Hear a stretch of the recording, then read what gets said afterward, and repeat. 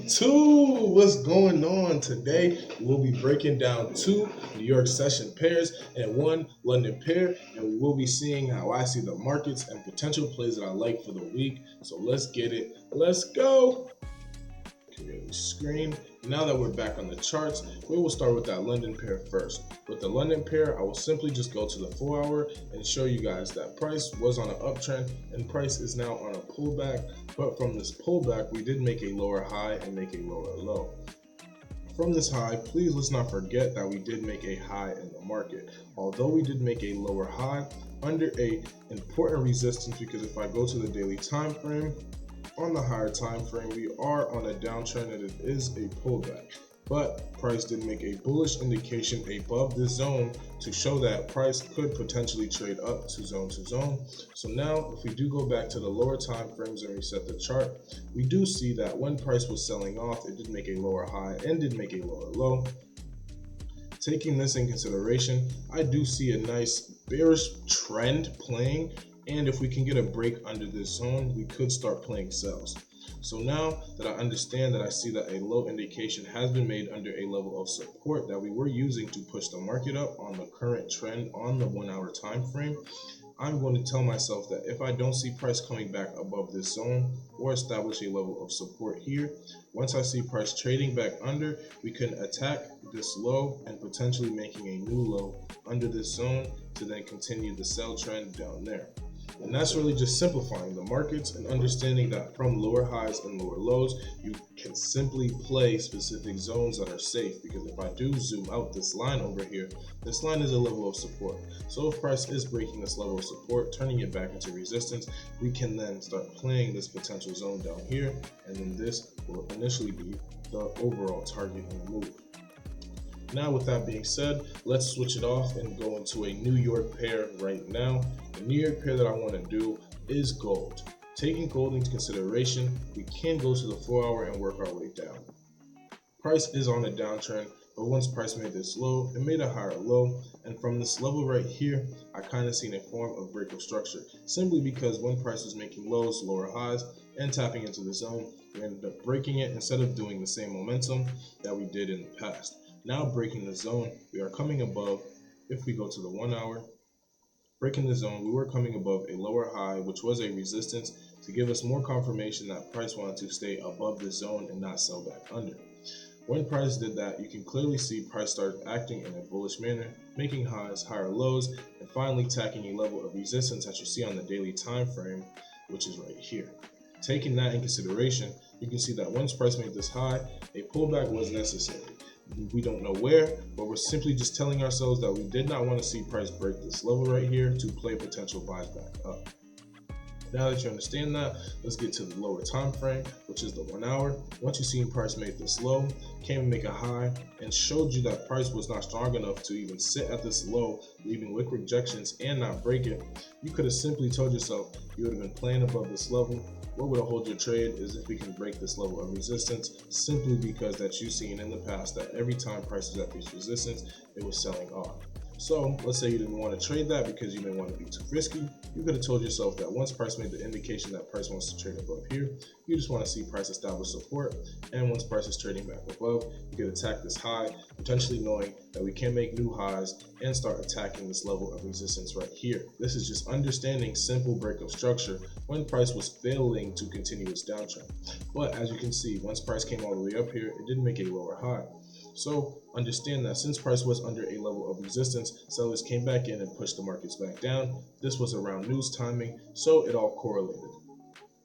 Now that you can see, price did make a new low in the market, continuing this bearish downtrend, but as you can still see, we are still above this level of break of structure.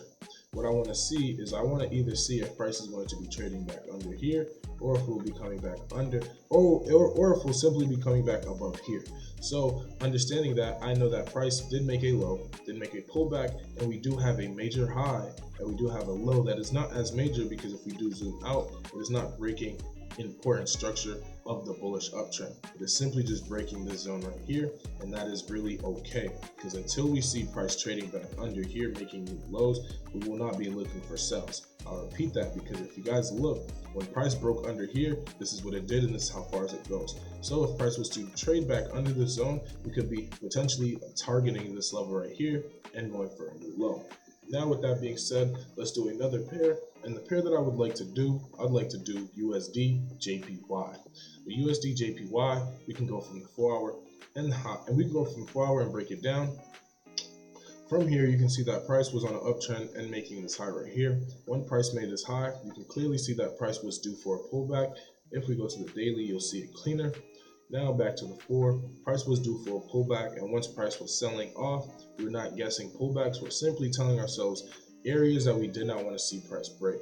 So if I was to go to the daily time frame, I told myself personally that I didn't want to see price break this level or this level right here. I at least wanted to see price trade above this level. Now price was selling back. Let's go to the 2 hour.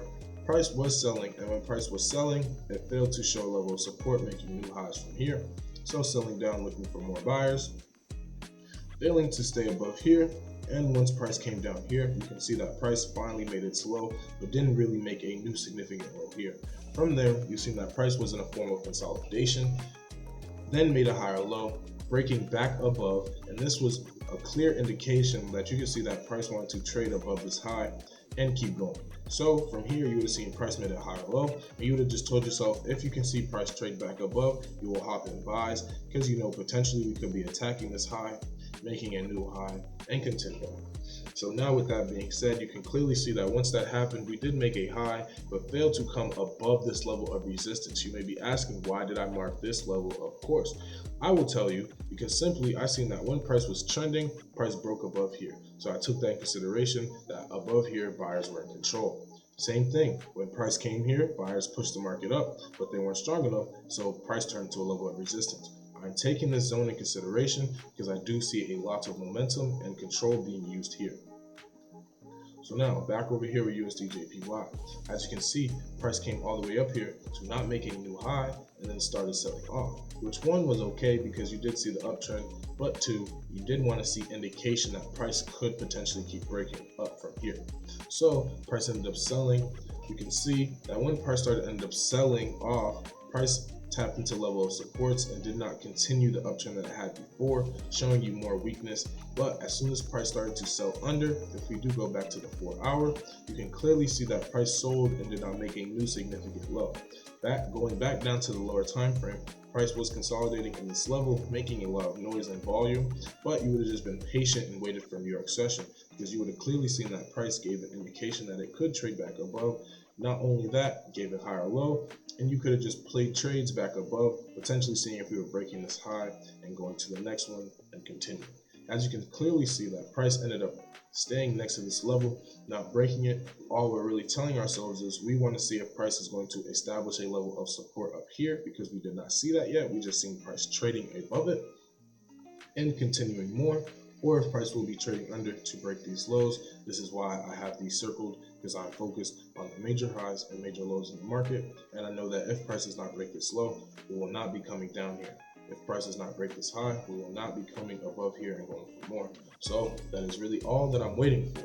And with that being said, that is really it. So if you guys have any questions, hit me up. I will be dropping this on the YouTube. So hey, you already know the vibes, YouTube. Hey, this is my motherfucking breakdown. But yeah, this is it. Be great. The only way's up. And I will see you guys later. Peace.